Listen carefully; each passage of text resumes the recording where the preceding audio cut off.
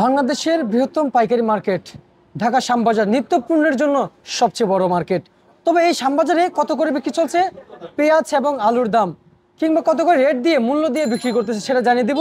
সে পর্যন্ত সঙ্গে থাকেন, আজকের বাজার দর নিয়ে থাকবে ছোট্ট প্রতিবেদন। প্রিয় দর্শক, দেশের বাজারে এই যে মেহেরপুরের যে পেঁয়াজগুলো দেখতে পাচ্ছেন বাজারে কত করে বিক্রি চলছে, খুবই অবহেলিত হয়ে গেছে কিছু কিছু ঘরে এই পেঁয়াজ, যেন বেচা বিক্রি হচ্ছে না, মানুষের চাহিদা অনেক কমে গিয়েছে। তবে আজকের এই চলমান বাজারে কত করে বিক্রি চলছে এই পেঁয়াজ। প্রিয় দর্শক, নর্মাল একবার যেগুলো নর্মাল হয়ে গেছে সেগুলো সেই পেঁয়াজের প্রতি পার কেজি কিন্তু আজকের এই বাজারে বিক্রি চলছে যেমন 15 থেকে 16 টাকা, এবং আজকের বাজারে এগুলোর উপরের বাজার যেগুলো উপরে রয়েছে উপরের বাজার কিন্তু প্রতি কেজি পাইকারি দাম কিন্তু 25 থেকে